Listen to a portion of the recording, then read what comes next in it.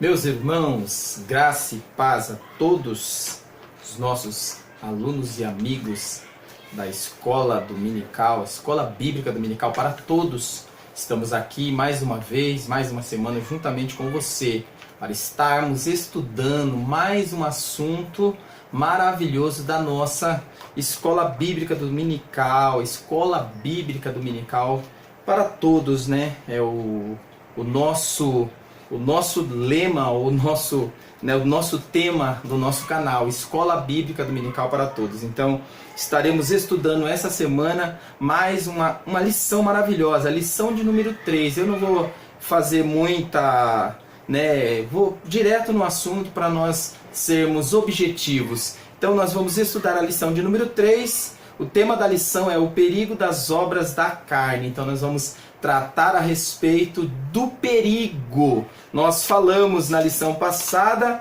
a respeito do propósito do fruto do Espírito. Então nós compreendemos a respeito do propósito. Qual que é o propósito do fruto do Espírito? Agora nós vamos entender qual é o perigo. Qual é o perigo das obras da carne? Então nós sabemos que o pecado, ele trouxe a concupiscência, ele trouxe o pecado, e o pecado gerou a morte. Então qual que é o perigo da obra da carne, se não a morte?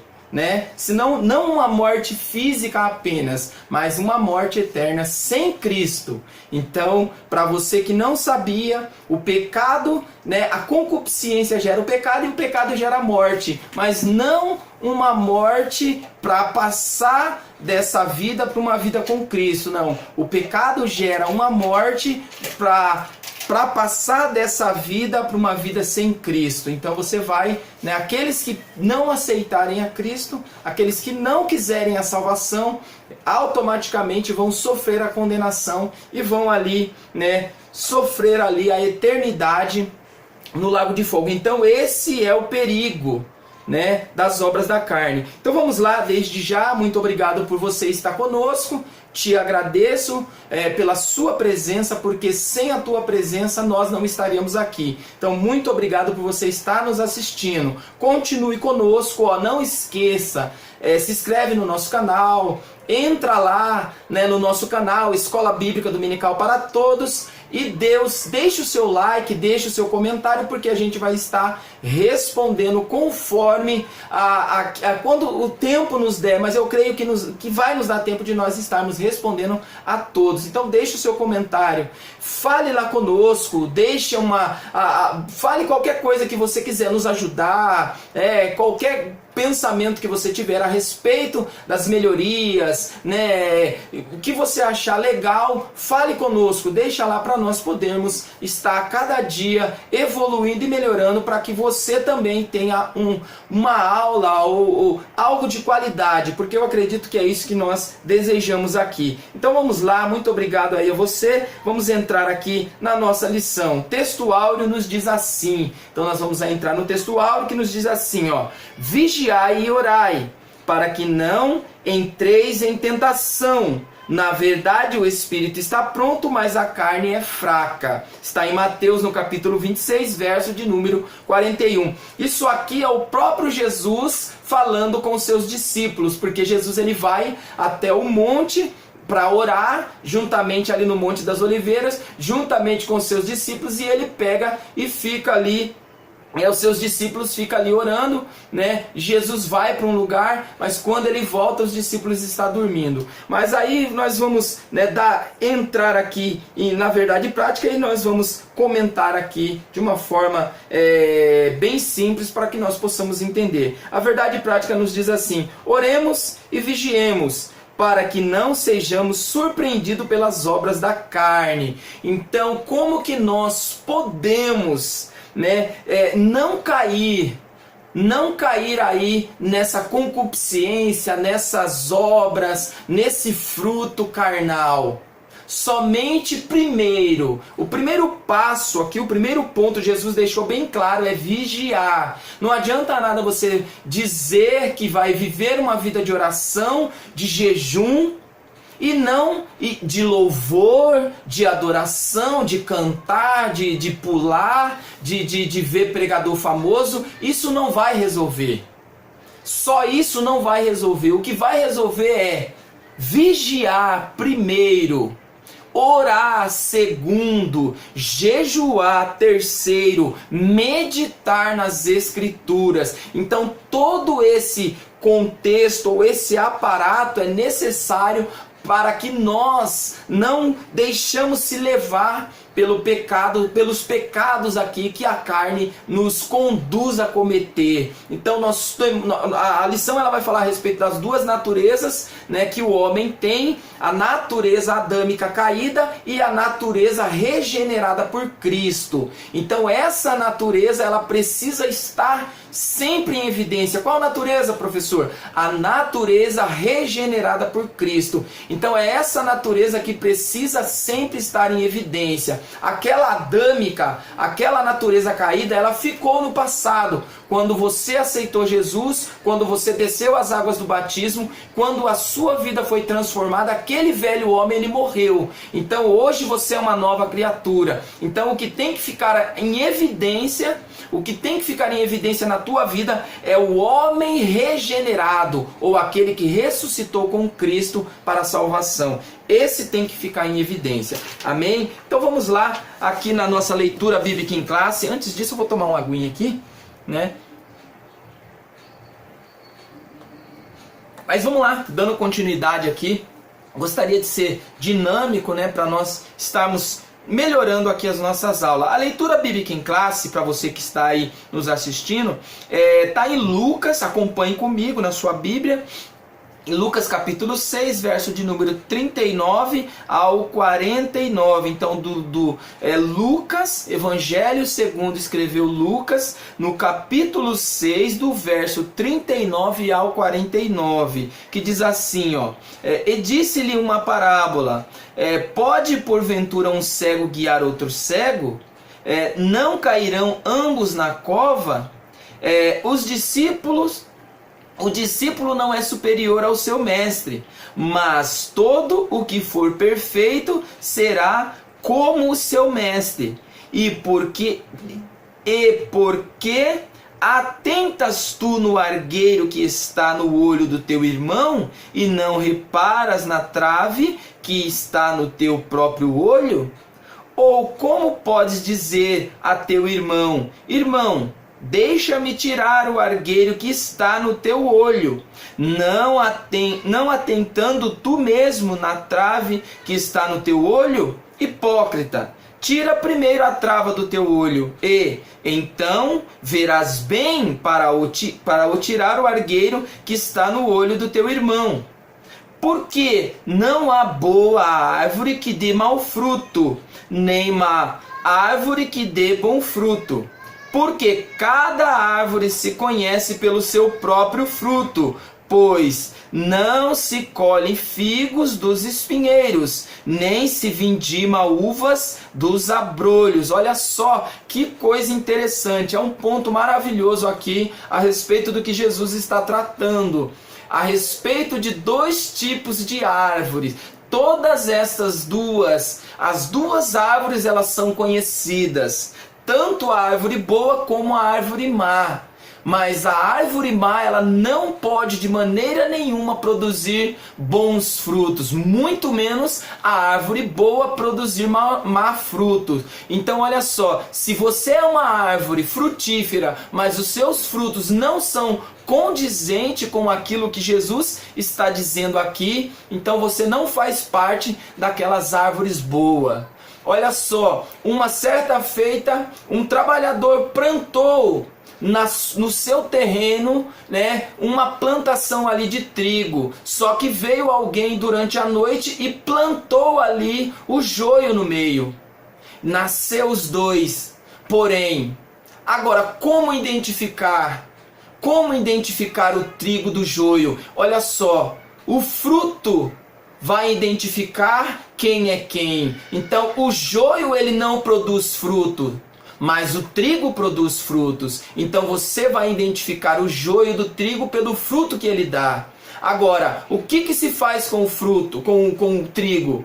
O trigo você utiliza ele para vários tipos de alimento. Agora o joio para nada presta. Ele é cortado e lançado no fogo. É isso que as escrituras nos diz. Então olha só, cuidado. Cuidado que você pode estar sendo neste momento um joio no meio do trigo. Mas Jesus ele tem poder para tirar, ou você pode estar convivendo no meio de joio. Jesus ele tem o poder para tirar esse joio e deixar apenas o trigo. Por quê? Porque o joio ele foi colocado ali para tirar todos os nutrientes ali daquele trigo. Então toma cuidado. Continuando aqui. O homem bom, do bom tesouro do seu coração tira, e o homem mau, do mau tesouro do seu coração tira o mal. Porque da abundância do seu coração fala a boca. Então, em outras traduções fala que o coração fala, né? A boca fala do que o coração está cheio. Então, muitas pessoas estão falando muitas coisas aí porque o seu coração está cheio. Tem muitas pessoas falando um monte de besteira, de balela, porque o seu coração está cheio de rapina, está cheio de iniquidade, está cheio de pecado. Olha só, vamos ter cuidado, vamos buscar mais ao Senhor. Por quê? Porque hoje nós estamos deparando em cima dos próprios púlpitos, meus queridos irmãos, em cima dos púlpitos, pessoas falando, pregando coisas que não condizem com as Escrituras. Então nós devemos tomar cuidado com isso, porque tem muitos pastores, muitos líderes usando de má fé, usando de subterfúgio para quê? Para poder tirar a lã das ovelhas. Muitos homens com coragem, muitos homens aí com vontade de falar a verdade, denunciando esses corruptos, esses pecadores. Por quê? Porque tem muitas pessoas sendo levadas pela concupiscência, né, da sua carne, dos seus olhos, por causa disso, de muitas coisas que têm sido enganado, muitas pessoas têm sido enganadas. Continuando aqui. E por que me chamais Senhor, Senhor, e não fazeis o que eu digo? Qualquer que vem a mim e ouve as minhas palavras e as observa, eu vos mostrarei a quem é semelhante. É semelhante ao homem que edificou uma casa e cavou e abriu bem fundo, e pôs os seus alicerces sobre a rocha. E vindo a enchente, bateu com ímpeto a corrente naquela casa e não a pôde abalar, porque estava fundada sobre a rocha. Mas o que ouve e não pratica é semelhante ao homem que edificou uma casa sobre a terra, sem alicerce.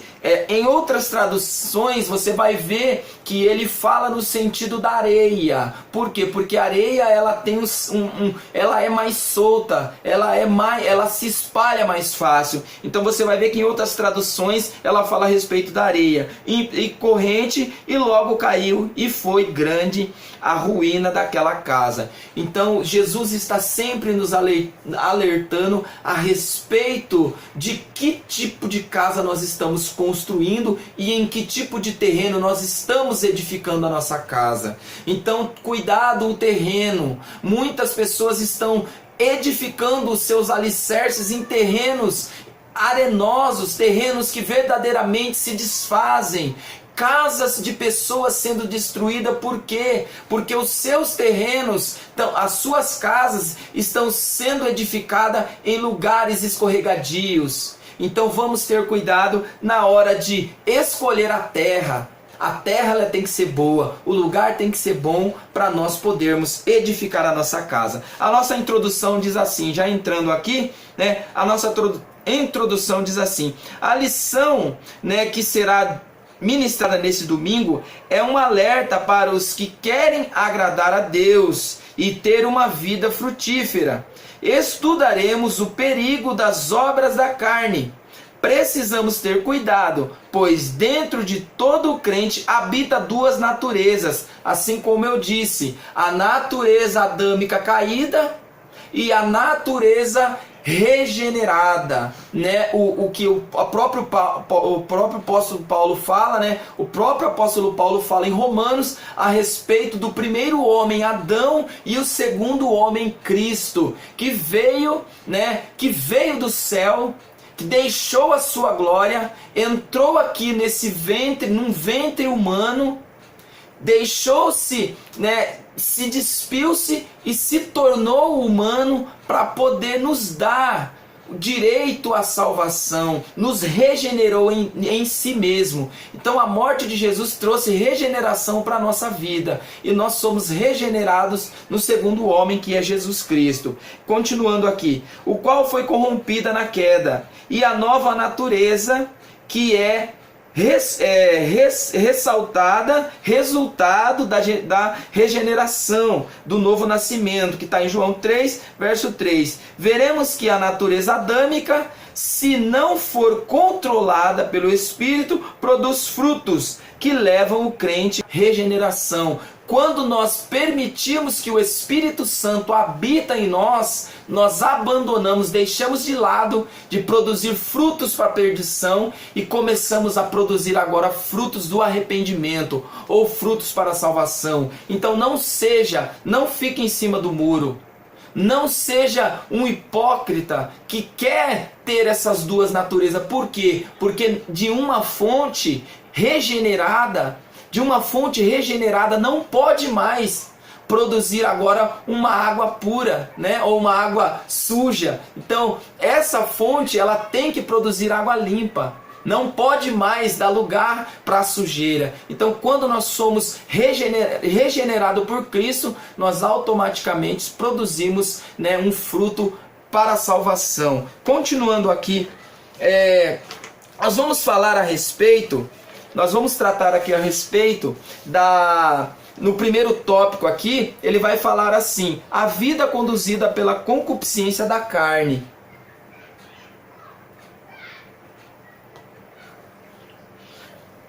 Então nós vamos agora compreender a respeito do que é concupiscência. O que vem a ser concupiscência? Nós vamos entender isso daí lá em Tiago, né? Tiago, ele vai falar a respeito disso. Tiago, capítulo 1, né? O apóstolo Tiago, ele vai tratar a respeito disso, né? Na primeira epístola universal de Tiago, capítulo 1, verso de número 13, do 12 e o 13, ele vai falar sobre isso. Vamos ler aqui para nós podermos entender sobre a concupiscência da carne. Bem-aventurado o varão que sofre a tentação, porque quando for provado, receberá a coroa da vida, a qual o Senhor tem prometido aos que o amam. Ninguém sendo tentado, diga, de Deus sou tentado, porque Deus não pode ser tentado pelo mal. E a ninguém tenta, mas, verso 14, mas cada um é tentado quando atraído e engodado pela sua própria concupiscência. Vamos ler o 15 também. Depois, havendo a concupiscência concebido, dá à luz o pecado. E o pecado, sendo consumado, gera a morte. Então, olha só que coisa interessante. Nós vamos compreender aqui alguns princípios a respeito do que a primeira ação do pecado em nós. A primeira ação do pecado, ele está conjecturado aqui nessa passagem a respeito da concupiscência. Ele vai tratar aqui, Tiago, ele vai falar aqui a respeito da concupiscência, né? Que são primeiro o desejo, para depois tornar-se o pecado e o pecado gerar a morte. Então olha só, Tiago, ele vai falar assim: ninguém sendo tentado, diga, de Deus sou tentado, porque Deus não pode ser tentado pelo mal e ninguém tenta. Então esse é o primeiro ponto. Deus, ele não tenta ninguém, e ele também não pode ser tentado porque ele é Deus. Deus, ele não pode ser tentado porque ele é Deus, e por isso ele também não tenta. Mas nós somos tentados quando nós permitimos, né? Quando nós permitimos que essa concupiscência ela se torna uma obsessão. Nós permitimos que essa concupiscência ela venha produzir agora o fruto, que é o pecado. Então muitas das vezes você vai, mas se eu olhar eu já pequei. Vamos se dizer assim, você pode até pecar, você pode até ter pecado, mas porém o pecado ele se torna o mal, ele se torna a morte quando você produz, quando aquele fruto já nasce. Aí se torna, aí gera a morte. Então quando você, vamos fazer uma suposição, você olha, né? Você olha ali por algo que você deseja e aquilo é algo ruim. Você olha e aquilo te atrai. Aí automaticamente você olhou para aquilo. Mas quando você vai e deseja ao ponto de chegar a tocar e a pegar, você comete o pecado. Então era isso que Tiago estava falando a respeito desse detalhe aqui, que a concupiscência gera o pecado e o pecado gera a morte. Então vamos lá, partindo dessa primícia, podemos dividir essa concupiscência em 3 grupos. Então nós vamos aqui, dentro desse princípio, dividir aqui a concupiscência em 3 grupos principais aqui, para nós podermos entender. Primeiro, para nós entendermos aqui, concupiscência da carne, dos olhos e soberba da vida. Segundo o que nos revela o magistério do apóstolo João, a concupiscência dos olhos e a soberba da vida não é do Pai, mas do mundo. Então você vai ver isso lá em primeira epístola do apóstolo João, no capítulo 2, verso de número 16. Então olha só, voltando, relendo aqui para nós podermos entender, que nem diz aqui, lê com atenção, porque tudo o que há no mundo, a concupiscência da carne, olha só, porque tudo o que há no mundo, a concupiscência da carne, a concupiscência dos olhos e a soberba da vida, não é do Pai, mas do mundo. Então olha só, Romanos capítulo 1, né? Romanos capítulo 1, verso de número, deixa eu achar aqui, para nós podemos ler, Romanos capítulo 1, né? Você acompanha na sua Bíblia aí, que você vai ver o que diz aqui. Diz assim, ó. Olha só. Porquanto, tendo conhecido a Deus, não o glorificaram. Romanos capítulo 1, verso de número, eu vou começar do 16, do 18. 18 a seguir. Porque do céu se manifesta a ira de Deus sobre toda a impiedade e injustiça dos homens, que detém a verdade em injustiça. Porquanto, o que de Deus se pode conhecer, nele se manifesta, porque Deus o manifestou. Porque as suas coisas invisíveis desde a criação do mundo, tanto o seu eterno poder como a sua divindade, se entendem e claramente se veem pelas coisas que estão criadas, para que elas fiquem inexcusáveis. Porquanto, tendo conhecido a Deus, não o glorificaram como Deus, nem lhes deram graça, antes em seus discursos se desvaneceram e o seu coração insensato se obscureceu.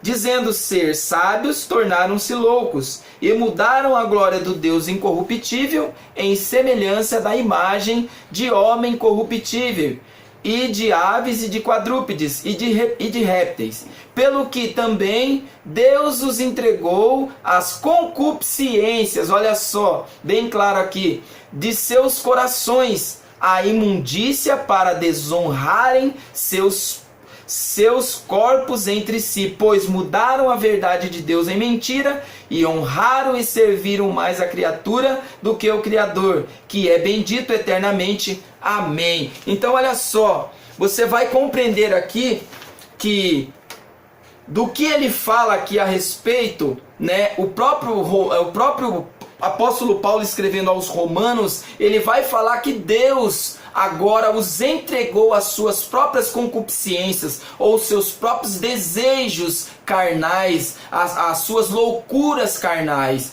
Então Deus os entregou a essas paixões, permitindo que eles se inflamassem entre si.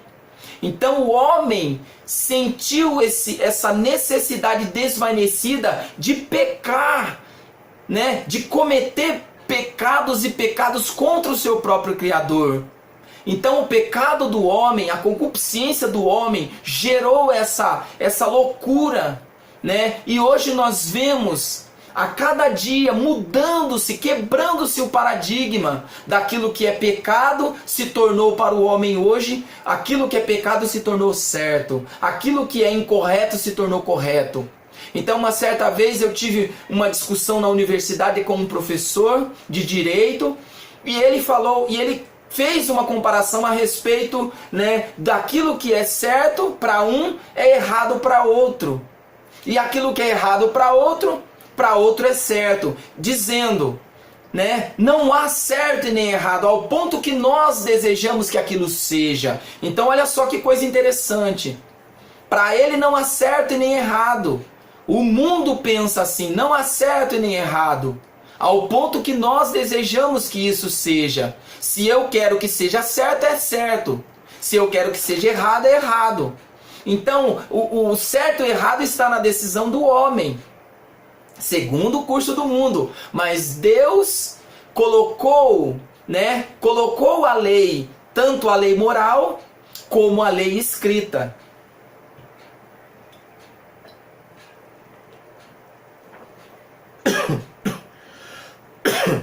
Então Deus coloca tanto a lei moral como a lei escrita no coração do homem, para que o homem venha compreender o que é certo e o que é errado. Então nós temos a consciência daquilo que é certo e o que é errado.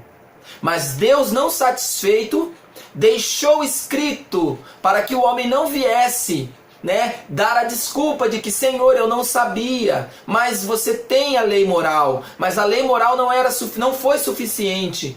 Precisou deixar escrito para que nós não tivéssemos desculpa. Pois bem, Deus os entrega agora às suas paixões. E nessa discussão foi a respeito disso. Por quê? Porque para ele não existia certo e nem errado. Só que aí, em contrapartida, eu falei, tudo bem, professor, então vamos lá. Se você está com o seu carro,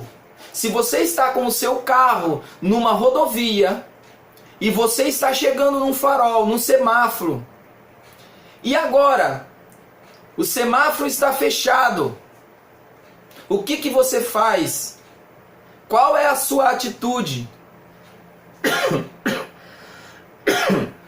Qual é a sua atitude? Você para ou você segue em frente? Porque o farol está fechado. Olha só. O professor, né, pós-graduado em Direito, parou e me perguntou, e pensou e falou, nesse sentido você está certo. Por quê? Porque ali eu sei que há uma obrigação a ser cumprida. Então eu preciso parar. A mesma coisa é o pecado. A mesma coisa é o certo e o errado. O meu direito, ele vai até onde começa o seu. Então o meu direito, ele termina quando começa o seu. O pecado é a mesma coisa, né? O pecado é a mesma coisa. Quando nós cometemos este pecado, ofende a Deus. Então o nosso pecado, ele chega até a Deus. Mas nós temos que entender que Deus não quer isso para nós, porque isso ofende a Deus. Então o nosso pecado, ele ofende a Deus. Então nós não podemos ofender o Criador, aquele que nos criou. Então nós temos que andar conforme o que Deus nos indicou para que nós sejamos santos. Então a santidade é separar das coisas deste mundo, separar do pecado. Então dentro desse prisma nós vemos que o pecado, ele nos afasta de Deus. A concupiscência, ela faz com que nós cometemos pecados e através disso vem a morte física e também pode gerar também a morte espiritual. Continuando aqui, para nós corrermos, para nós encerrarmos, né? Concupiscência da carne. A concupiscência da carne, que é o primeiro ponto aqui que nós vamos entender, né, dos três.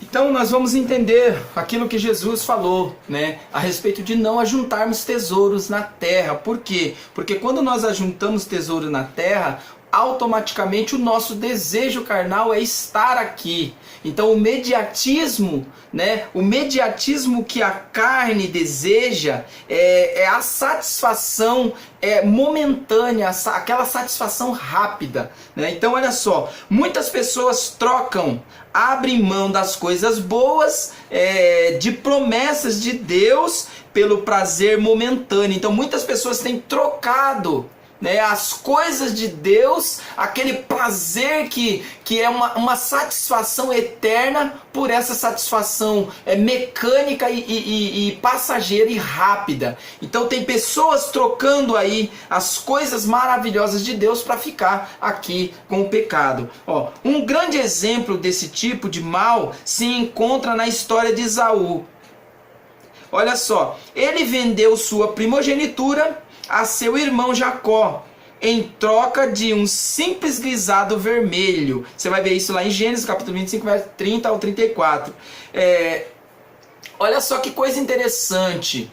Ali você vai ver que, no caso aqui, Jacó, ele oferece ali para o seu irmão aquele guisado para matar a sua fome. Mas automaticamente ele pede aquilo que era mais importante para ele. Olha, me dá a sua primogenitura. Me dá a sua primogenitura que eu mato a sua fome, que eu dou o guisado para você comer. Por quê? Porque aquilo que ele tinha para ele era o que ele precisava naquele momento. Só que a exigência de Jacó era aquilo que era eterno, aquilo que viria a ser para ele, né, bênçãos. Então Esaú, ele troca ali pelo momento carnal, pelo aquele desejo carnal, a sua primogenitura. Agora eu falo, quantas pessoas aí têm trocado a sua salvação por momentos rápidos de prazer? Quantas pessoas têm caído em adultério, em pecado, em fornicação, têm enganado pessoas, ludibriado ovelhas? Por quê? Por causa do dinheiro, por causa do prazer momentâneo, pregado mentiras, enganos para poder trazer pessoas para que ele possa juntar os seus tesouros aqui. Então cuidado que isso é passageiro. Uma hora ou outra vai acontecer algo, porque o Espírito Santo, ele não se deixa enganar. Tá? Então o Espírito Santo, ele não se deixa enganar. E ninguém seja devasso ou profano como Esaú, que por uma refeição vendeu o seu direito de primogenitura. Porque bem sabeis que, querendo ele ainda depois herdar a bênção, foi rejeitado, porque não achou lugar de arrependimento, ainda que com lágrimas o buscou. Você vai ver isso lá em Hebreus, no capítulo 12, verso 16 e 17. Depois de cometer o pecado, ele quis agora, ou ter vendido a sua primogenitura, ele quis agora novamente, arrependido, tomar ela de volta. Mas agora já era tarde. Por quê? Porque o mal já estava feito. Então muitas pessoas têm deixado de lado. Conheço pastores que, mesmo ministrando, mesmo pregando, dando palestra, deixou-se levar pelo pecado, caiu em adultério e mesmo assim continuava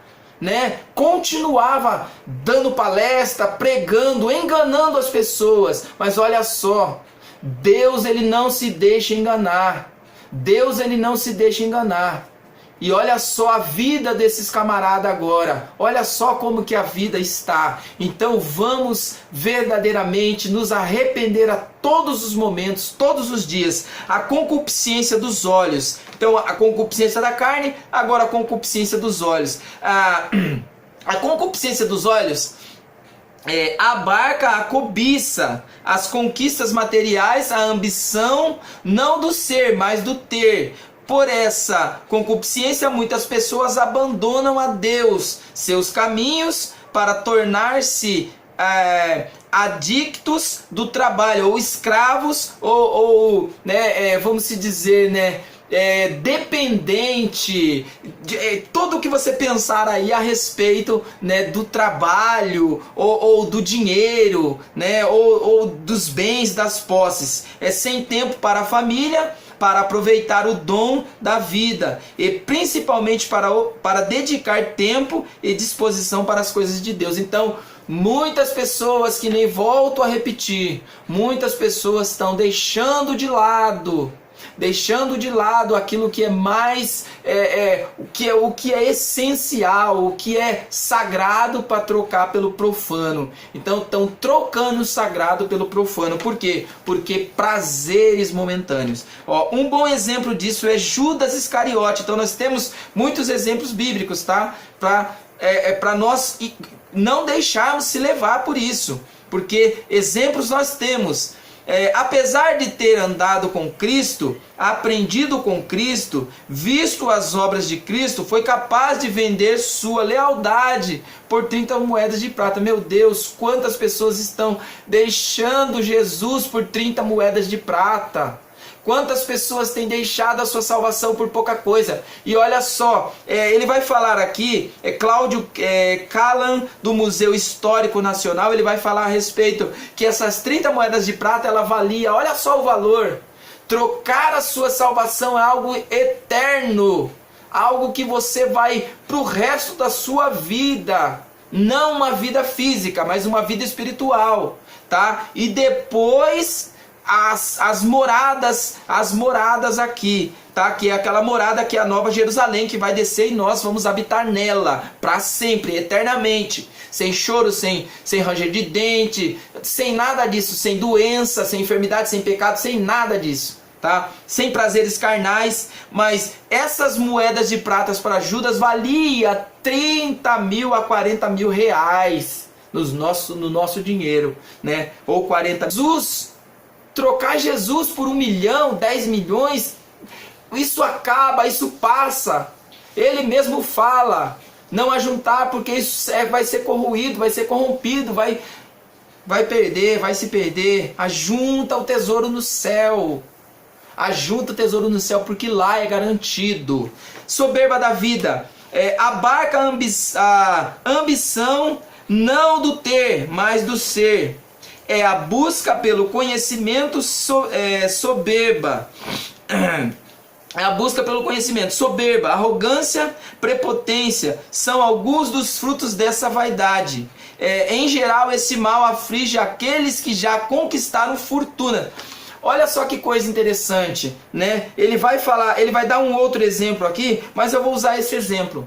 Vemos que o próprio Salomão, o próprio sábio, o grande sábio Salomão, quando ele se tornou rei e começou a construir ali o templo, porque Davi ele não pôde construir porque a sua mão estava cheia de sangue, mas aí Deus permite que seu filho Salomão construa ali o templo, Ele constrói um grande palácio e um templo maravilhosíssimo, suntuoso. Só que ele pede para Deus, ele não pede riqueza, mas pede sabedoria, e Deus dá sabedoria. Só que essa sabedoria, ela passou-se do limite na vida não que Deus deu a mais, mas ele deixou que a soberba da vida fizesse com que aquela sabedoria passasse dos limites na vida dele. Por quê? Porque ele se deixou levar por tanta sabedoria que ele tinha, por tanto conhecimento que ele tinha, acabou se ajuntando com todos os reinos, acabou casando com as filhas daqueles reis e acabou adorando todos os deuses daqueles reinos. Então olha só o erro, Não seja soberbo, arrogante, prepotente. Conhecer é bom, ter conhecimento é bom. Não ter conhecimento é ruim, mas ter conhecimento é bom. Agora, ser arrogante, prepotente, olha só, vai um recadinho aí para você, tá? Aquele patamar que você tá, o patamar que você tá, cuidado. Quanto mais alto nós subirmos, a queda é maior. Na vida existe uma escada. Jacó, quando ele viu aquele anjo no Val de Jaboque, ele viu aquela escada. Antes dele ver o anjo, ele viu aquela escada. E a escada, ela não tocava, ela tocava da terra no céu. Mas ele olha e vê os anjos que desciam e subiam. Não subiam e desciam. Desciam e subiam. Agora, a escada é degrau por degrau.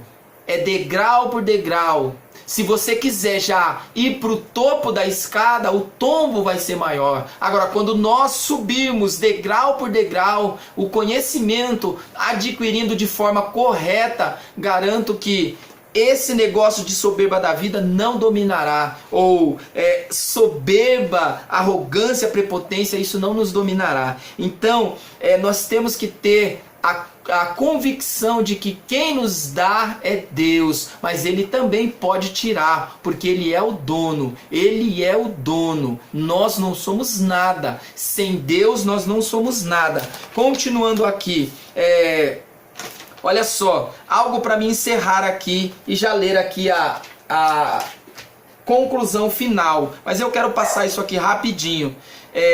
Os 5 sentidos explorados pela serpente no jardim. Então, para ficar claro aqui, Adão e Eva, eles foram iludidos pelo diabo nos seus 5 sentidos. Então, muitas das vezes acontece conosco também. Somos ludibriados. O diabo, ele nos prova, ele nos tenta, né? Porque quem nos prova é Deus. Mas o diabo nos tenta nos nossos 5 sentidos. E qual é esses 5 sentidos? Primeiro, a audição, a visão, o olfato, e o tato e o paladar. Olha só, o perigo que isso vai fazer com que nós acabamos se deixando levar é grande. Porque as ações do pecado no homem pode ser notada no princípio da criação humana. Então lá no jardim você vai ver que esse detalhe aqui que eu estou tratando, ele aconteceu ali. Por quê? Porque você vai ver que a concupiscência ela já começa com Lúcifer, não aqui na terra, mas lá no céu. Lúcifer, ele deixou-se levar pelos olhos, a concupiscência, né, do seu desejo, da concupiscência do desejo, de desejar ser maior ou até igual a Deus. Então, muitas das vezes, o nosso desejo de querer ser faz com que nós acabamos pecando. Então acontece lá, onde através da astúcia do diabo, a antiga serpente seduz a mulher para que pecasse contra o seu Criador. Uma das primeiras obras da carne foi dar ouvido à serpente. Então a primeira obra da carne ali que foi manifesto ali no jardim foi dar ouvido, que foi a audição, que é o primeiro sentido aqui, entre dos 5 aqui. Então foi a dar ouvido à serpente. O segundo, né, que é a visão. Olha só, ela deu ouvido, deixou-se levar pelaquilo que a serpente falou. Agora os seus olhos começam a se abrir. Ela começa a ver que aquele fruto era bonito aos olhos, né? E ela sente aquele desejo por aquele fruto. Por quê? Porque ela conseguiu enxergar a beleza. Terceiro, o olfato. Olha só, a terceira obra da carne foi o olfato. Quando o diabo consegue ludibriar a mulher e trazer para ela aquela fruta ou aquele fruto, né? Automaticamente ela já tinha dado ouvido, automaticamente ela já tinha olhado e visto aquela beleza, a beleza daquele fruto. Agora ela consegue sentir o aroma, o perfume daquele fruto. Então, muitas das vezes, antes de você se alimentar, antes de você comer, o que vai atrair você para uma alimentação ou para um alimento é o olfato, é o cheiro. O cheiro faz com que você deseje comer aquela comida. Então, ela sente o cheiro e automaticamente aquilo vai para o seu coração. O quarto, o tato. Depois, olha só que coisa interessante. Você vai ver isso lá em Gênesis capítulo 3, verso 3, que Deus ele pega e fala para o homem: olha, não come desse fruto. Você tem todas essas árvores aqui para comer, mas desse fruto não come nem toca. Então, o imperativo que Deus deu agora, né, que Deus deu para Adão, foi para ele não comer, mas também não tocar. Por quê? Porque Deus sabia que se o homem chegasse perto e tocasse naquele fruto, ele sentiria o desejo de comer. Ele comeria porque ele pegaria naquilo e sentiria ali o desejo, deixaria levar pelo desejo de comer. Então ele pega agora, ela toca naquele fruto e leva ali, né, para o seu marido. Ela come e depois ela leva para o seu marido. O quinto, o paladar. Então, olha só, depois desses quatro, né, sentidos já ter sido aberto ou ter sido descoberto, o que acontece agora? Acontece a concupiscência gerando o pecado e o pecado gerando a morte. Então Deus fala para Adão e Eva: não come desse fruto, porque certamente morrerá. Olha só, olha que coisa interessante. Por que Adão não rejeitou o fruto?